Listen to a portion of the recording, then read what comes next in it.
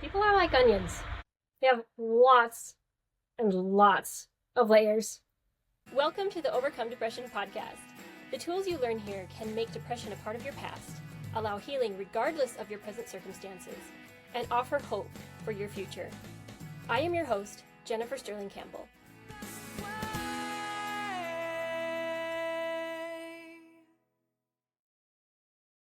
As I've healed over the years, I felt a lot like the little old man in The Emperor's Groove. He's like kind of my favorite character in that movie, believe it or not. But there were different times when he would be stuck on a ledge, or stuck in a prison, or stuck in a tree, and someone would free him. And inevitably, he would at first be ecstatic, I'm free! And then fall into a hole, or get caught in a trap. So that's kind of how healing works. And if you're expecting anything else, you're going to be very discouraged. You almost need to expect the ups, the downs, the breakthroughs where you feel like, oh my gosh, I've been healed. And then the downward spiral that you have a few months later. It's not something that you need to be afraid of, and it's not something that needs to discourage you. Ultimately, when this happens, it's usually because you've just hit another layer. And this is an opportunity to work through this next layer. So to me, I've learned to look at it as a very encouraging thing. I don't love it when these come up because they're usually uncomfortable and hard, and it takes a lot, more work to work through a layer than it is to just have some respite. But I do feel like in between the euphoric, oh my gosh, this feels amazing, I've reached this pinnacle of my healing, this is working, and the points at which I feel like I'm in a valley, there's usually some respite in between so that I can at least enjoy that few days at the minimum of joy as I was healing from depression. I at least feel some things that I'd never felt before. And to be able to have that memory enough to go, okay, like that's I can shoot for that now. Like that. And I feel like over the years too, my best kept getting trumped by another best. So I'd feel really good after healing some things and working through things or doing some using some tools that were very helpful. And I think, gosh, this is the best I've ever felt. Man, I've overcome depression. And then the next year I'd have another breakthrough and I go, wow, this is the best I've ever felt. I've overcome depression. So it's really been a steady incline, but definitely with downturns in between. And again, that's something that you can expect through your healing. It's probably not going to look like a staircase where it's constantly up or constantly down. It's going to be a little bit of up and down hills, I suppose, is the best way to put it.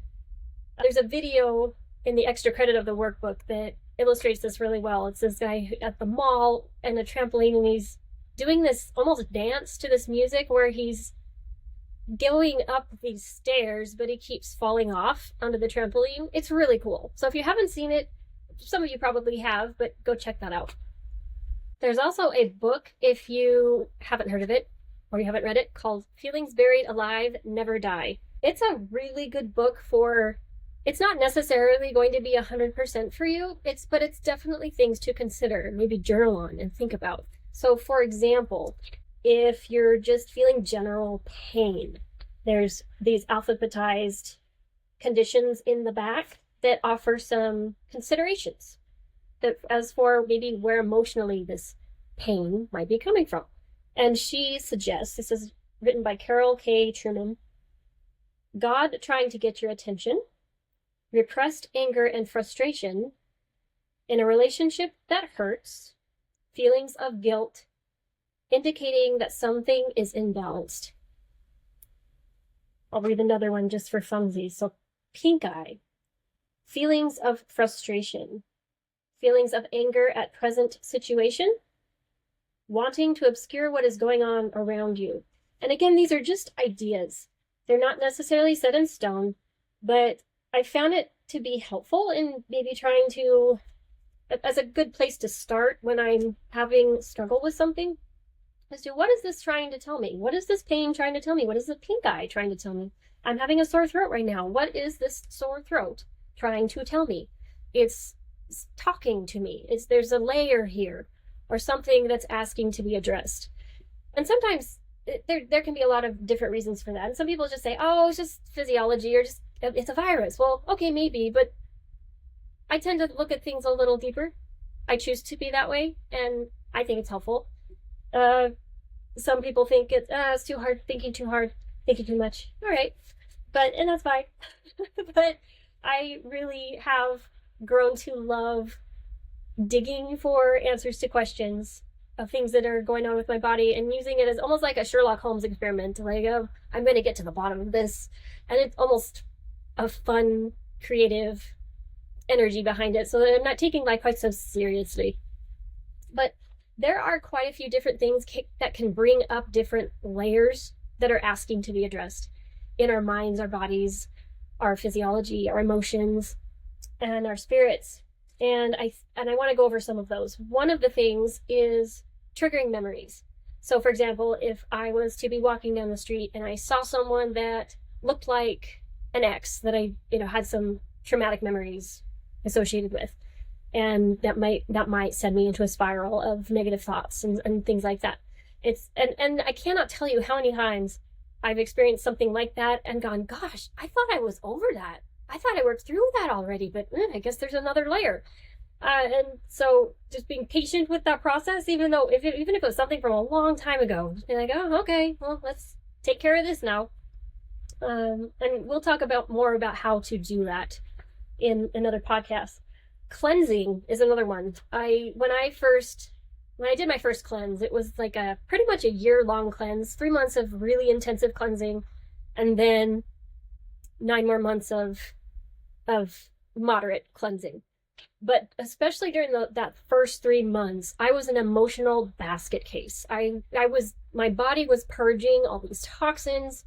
I was killing off the candida in my body, which are little living organisms that have been with me for a long time, and they have emotions too. So I was feeling all of that, and it was rough. It was very, very difficult time. If you ever do a cleanse, be prepared for some emotional things to come up as well, and to be ready to address those things. But I feel like, again, that was an opportunity to just kind of purge some of those emotions. I didn't know how to handle them back then, but I'm much more capable. I have the tools to handle it now, which, again, we'll be learning more of those tools in later podcasts. Facing fears. So when we do things that are courageous, that frighten us, and we're going through something that's just not something we've ever done before, becoming the new us, that can definitely bring fears to the surface. And fears can look really ugly and scary and demand attention. But I think, in my opinion, whenever I'm afraid of something and I have things that are coming up, it's a signal to me that that's exactly the direction I need to go, because something doesn't want me to go there. Because I feel like on the other side of that fear is where the light is. The other two things I want to mention are the female period, the 28-day cycle, essentially, that's often connected with the moon. And believe it or not, right now, I noticed, me personally, my cycle is connected with the new moon, when actually it's best if your cycle is connected with the full moon. Like that's when you're purging, essentially. That's something you can meditate on, spend time with the moon, see if you can get it lined up. But a lot of emotions tend to come up during a woman's period. They call it PMS. And it's, yes, the woman is going through a lot of physiological purging, but it's also an energetic relationship that the moon has on this planet and on our bodies with the tides. There's a push and a pull, and it actually does affect the way we feel. And it has a tendency to bring things up. A full moon is an ideal time to write things down that you want to release, that are things that are not serving you, that you want to leave behind and make a part of your past. So sometimes I'll go with a friend of mine. She has these moon meetings, and it's a bunch of women who are supporting each other in their progress and things they're working on. and we'll make this list and then we'll burn them. And it's really nice and it's really fun. And you don't have to believe in astrology to do it. It's a really good emotional exercise. Speaking of astrology, however, I am a God-centered astrologer. Please don't let that turn you off to my podcast because I tend to, just the fact that I'm a Christian and an astrologer tends to get some cynicism from that side of the aisle, and then the fact that I'm a Christian and astrologer gets me some cynicism from the astrology side of the aisle. So I kind of caught in the middle sometimes, but I really think there's something to it, and it can bring us closer to God. So I want to make a point in favor of this concept that the planets can affect, the magnetic pull of the planets can affect how we feel. They can't control us, but they do tend to affect how we feel. The moon, I already talked about. Mars, whenever Mars is retrograde, I kind of brace myself and prepare emotionally that I make the decision that I will be in control of my emotions when other people are losing their minds, because Mars retrograde tends to make people a little irritable. I can act better. I can be kinder, and I will not take it personally. And it's just kind of a heads up, kind of nice to know that those things are coming. A Mercury retrograde, that tends to make communication a little more difficult. My husband and I will find each other misunderstanding each other and arguing more during Mercury retrograde. It's a good time to address those issues that come up. So science has done different experiments over the years that show that this magnetic pole does in fact affect us from the different planets, not just the moon. This particular experiment is from the book The Secret Life of Plants. It's one of my very favorite books. It's so incredible. It's full of experiments done with plants over the past century or so that just show a different side of plants that I never knew or considered. That they are so very alive, that they have emotions and feelings, and that they're connected to us. So highly, highly recommend. I would say it's my top 3, or within my favorite top 3 books ever written. This particular experiment was done by a man named Hieronymus. And he took some silver objects, such as a broken spoon, pepper and salt shakers, and anything else he could find. And then he buried it in the Kansas prairie. I believe it was near his house. He knew where the location was, and so he worked backwards and was trying to find the emanations coming from the silver, or measure them somehow. And to his surprise, he discovered that every so often he could find no energy emanating from the silver, and wondered if someone might have dug up his hoard. But a few hours later, the energy would be radiating as strongly as ever. So long story short, this man tried several different things and realized that the energy from the silver seemed to be diverted downward for a few hours every 2.5 days. So that it wasn't measuring above the ground, but he could measure it shooting below ground. And the significance of that, and the correlation he made, was that he did recognize that it seemed to be connected to the moon cycle. But what's cool about that, as an astrologer, I know that every 2.5 days, the moon gets to a certain point and then crosses over into the next sign. So it's my theory that during that transition from, say, Pisces to Aries, that's when suddenly the silver has this energy going downward instead of upward for just those few hours, it says, I believe. A few hours. Yep, every 2.5 days. So I thought that was pretty cool. He also did there's just so many cool experiments in this book. We will come back to this book later, I promise. So since I'm on the topic of astrology, I thought maybe I could explain why I called my original website I'm Aquarius, and why my logo looks like an eclipse. First of all, the logo, I wasn't necessarily wanting it to look like an eclipse. I just thought it looked cool. I saw several different versions, and I liked that one. But the awesome thing about an eclipse, I had a friend say, "Are you sure you want to do that? Because eclipses can kind of mean bad omens to certain people." And there's stories of the eclipse having bad luck attached to it.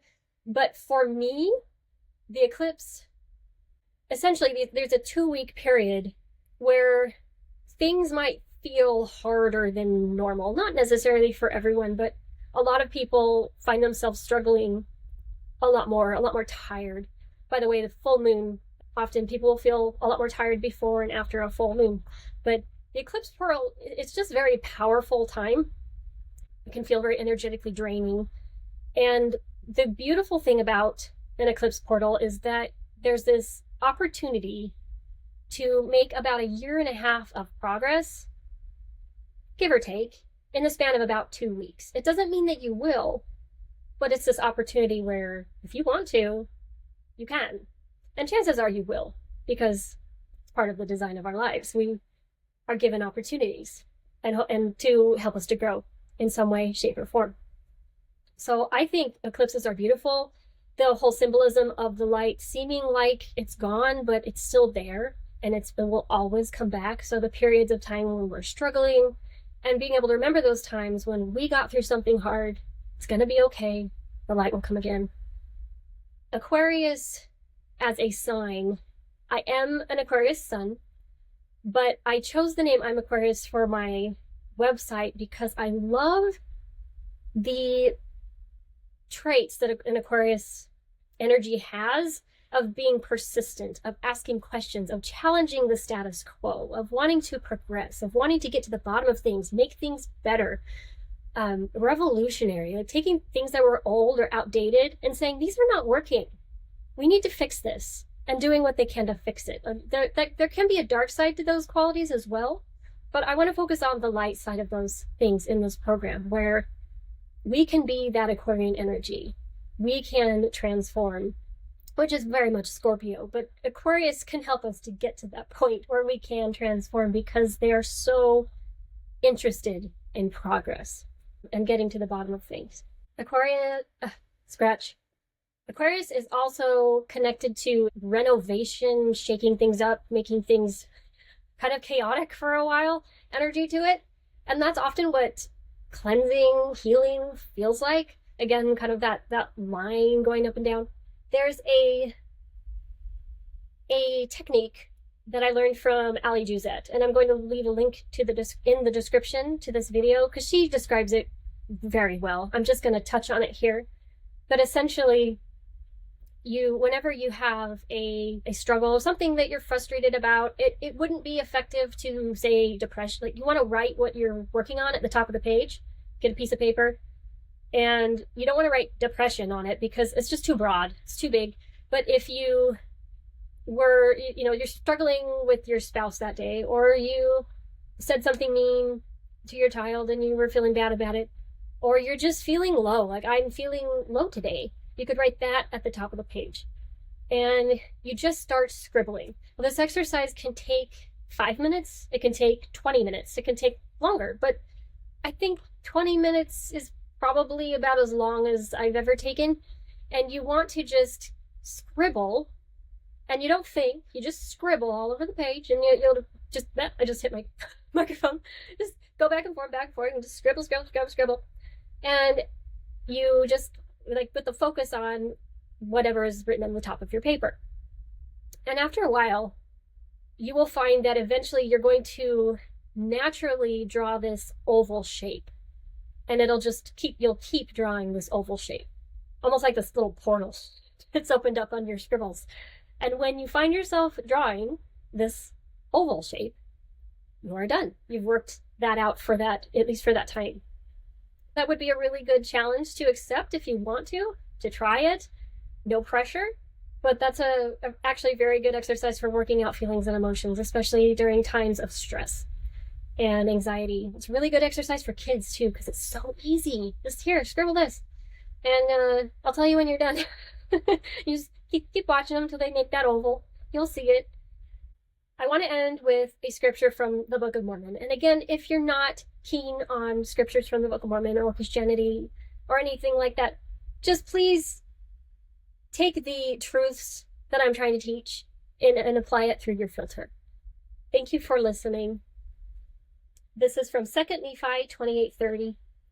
For behold, Thus saith the Lord God, I will give unto the children of men line upon line, precept upon precept, here a little and there a little. And blessed are those who hearken unto my precepts, and lend an ear unto my counsel, for they shall learn wisdom. For unto him that receiveth I will give more, and from him that shall say, We have enough, from them shall be taken away even that which they have. I do believe the principle of this, which is to say that if we stop progressing, if we stagnate, it's not possible to stay the same. It's pretty much what happens is we will slip back, which is inevitable from time to time. But to remember that you don't have to bite off more than you can chew. You don't have to do everything at once. Just keeps taking small steps forward. And when you slip back, it's okay. Just get up and take a few more steps forward again. You can do this. I want to leave you with a quote by Vernon Law. It says, experience is a hard teacher because she gives the test first, the lesson afterward. Again, I'm so glad you are here. If you are enjoying these videos, I would appreciate it so much if you would leave me a rating or a review, 5-star review, on ratethispodcast.com/overcome depression. Thank you again for listening. See you next time.